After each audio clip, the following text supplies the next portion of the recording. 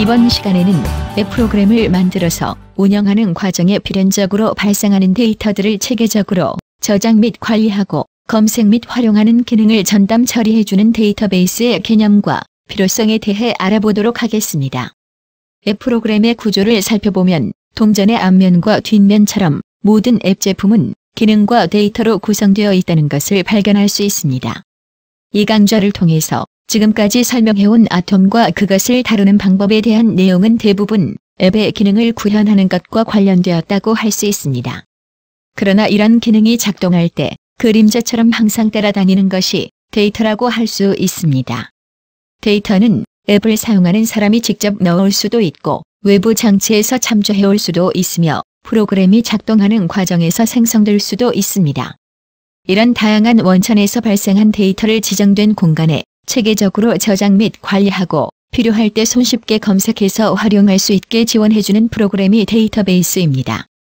어떤 앱 프로그램이 작동할 때 입력되는 데이터를 저장하는 공간을 데이터베이스의 테이블이라고 합니다. 테이블을 생성하기 위해서는 해당 앱의 처리 기능과 내부 작용을 면밀히 분석해서 필요한 테이블의 개수와 각 테이블의 명칭을 설정해 주어야 하고 각 테이블별로 관리 대상이 될 데이터 항목들을 찾아내서 필드를 구성해 주어야 하며 동시에 데이터 타입과 데이터 길이 등을 정의해주고 그 구조를 설계해 주어야 합니다.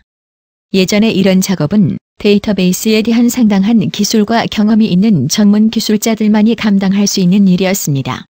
앞서 우리가 앱 만들기 실습 강좌를 통해 함께 경험해 본 것처럼 스마트 메이커 저작 솔루션을 활용하면 이와 같은 데이터베이스의 테이블을 설계하고 만드는 작업도 단축키 한 번만 눌러주면 인공지능 엔진이 모두 완전히 자동으로 처리해주게 됩니다.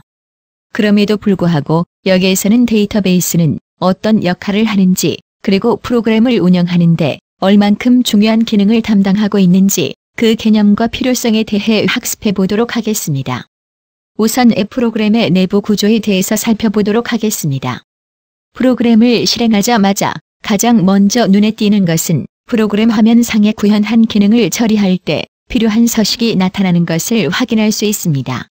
그리고 그 서식 내부에는 그 기능을 수행하는 데 필요한 여러 데이터 항목이 있는 것을 볼 수 있습니다.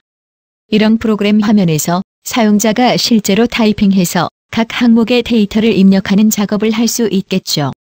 그리고 저장하는 버튼을 누르면 입력한 데이터들을 저장할 공간이 필요한데 바로 이렇게 입력된 많은 데이터들을 체계적으로 저장 및 관리하는 공간이 데이터베이스입니다.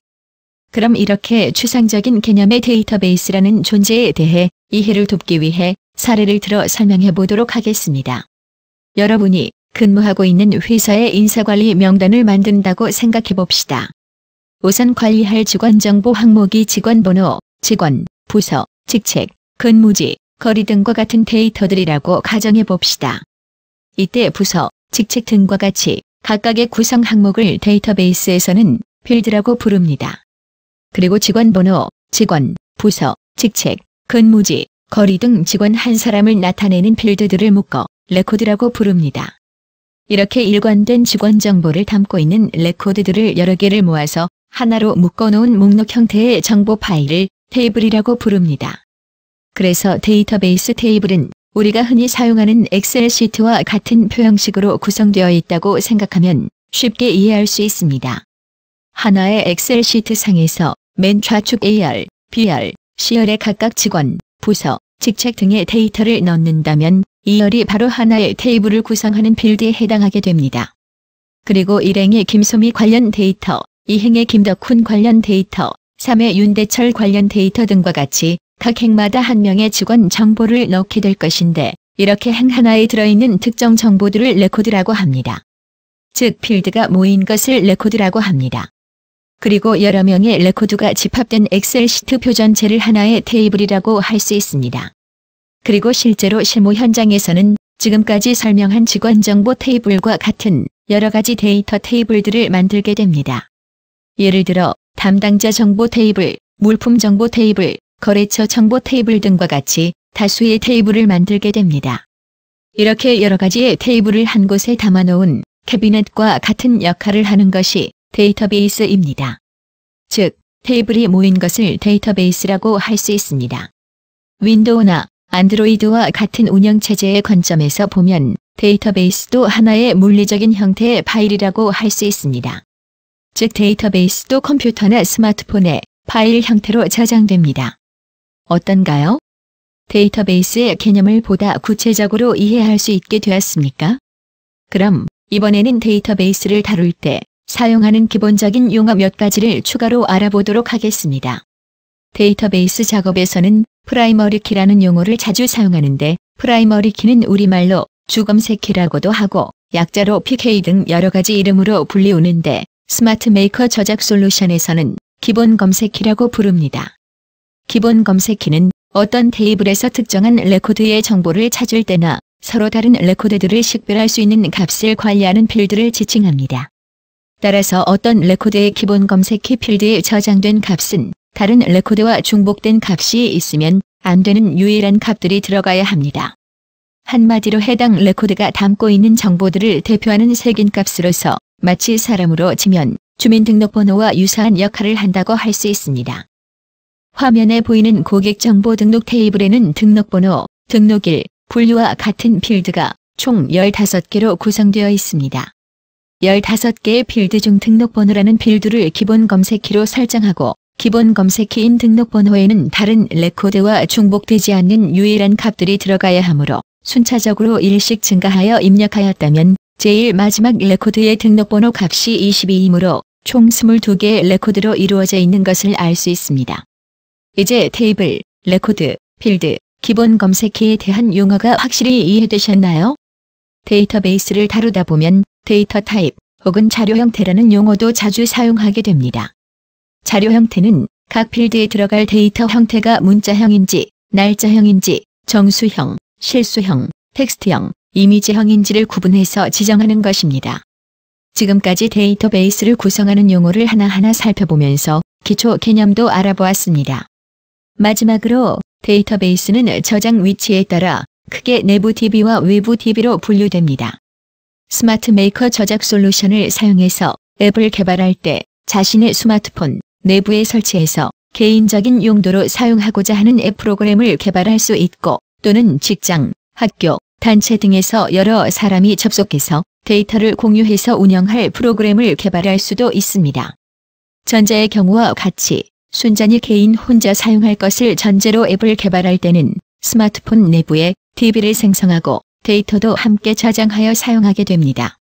반면에 다수가 사용하는 공용 시스템을 만들 경우에는 원격지에 서버를 두고 각각의 사용자 단말기에서 등록한 데이터를 모두 함께 관리하거나 조회할 수 있는데 이런 데이터베이스를 외부 DB라 합니다. 이 저작 솔루션에서는 내부 DB와 외부 DB를 사용자가 필요에 따라 간단하게 선택하여 사용할 수 있습니다. 또한 데이터베이스를 생성하는 작업 자체를 인공지능 엔진에 의해 이루어지기 때문에 누구나 쉽고 빠르게 앱 제품을 만들 수 있습니다.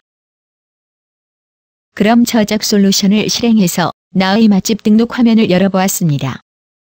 그리고 복잡한 작업을 거쳐 이루어져 왔던 데이터베이스 설계 및 생성 작업이 얼마나 간단하게 이루어지는지 함께 확인해 보겠습니다. 이 프로그램 화면은 여러 항목으로 구성되어 있고 각 항목에 대응하는 데이터를 입력할 수 있는 입력란도 다수가 있습니다. 입력란들 중 하나를 선택해서 데이터 속성을 살펴보면 테이블명과 필드명이 아직 설정되지 않아서 비어 있습니다.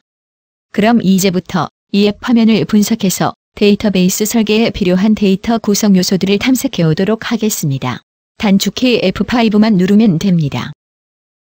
그리고 조금 전 비어있던 입력란의 데이터 속성을 다시 한번 확인해보면 이 프로그램의 제목을 찾아와서 테이블명으로 각 입력란의 바로 좌측편에 있는 항목명을 찾아와서 필드명으로 자동 지정된 것을 확인할 수 있습니다. 이와 같이 이 저작 솔루션을 활용하면 간단하게 단축키 하나를 눌러 데이터베이스 설계에 필요한 모든 요소를 추출해온 것을 알 수 있습니다. 이제는 실제로 데이터베이스를 생성하기 위해 단축키 F10키를 눌러보겠습니다. 그럼 새로운 창이 뜨고 자세히 버튼을 눌러서 확인하면 앞서 프로그램 화면에 데이터베이스 설계도인 ERD 설계도의 테이블과 필드명, 자료형, 최대 자릿수가 보이고 확인 후 적용 버튼을 누르면 간단하게 생성 작업까지 마무리되는 것을 볼 수 있습니다. 이 저작 솔루션에서 이처럼 쉽고 빠르게 처리한 데이터베이스의 설계 및 생성 작업도 예전에는 데이터베이스 설계 업무와 SQL 등 프로그램 언어에 숙련된 기술자들이 일일이 코딩 작업을 해주어야 가능했던 작업이었습니다. 그러나 이 솔루션을 활용하면 인공지능 저작 엔진에 의해 아무리 복잡한 구조의 데이터 테이블 설계 작업이라고 하더라도 단 몇 초 만에 완전 무결하게 자동으로 설계 및 생성되게 됩니다.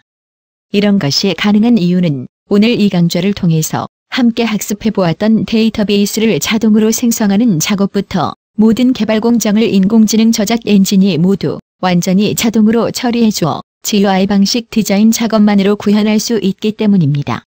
그럼 다음 시간에는 아톰의 데이터 속성을 활용해서 앱 프로그램에서 처리한 정보를 데이터베이스에 저장 및 관리하는 방법에 대해서 학습하도록 하겠습니다. 감사합니다.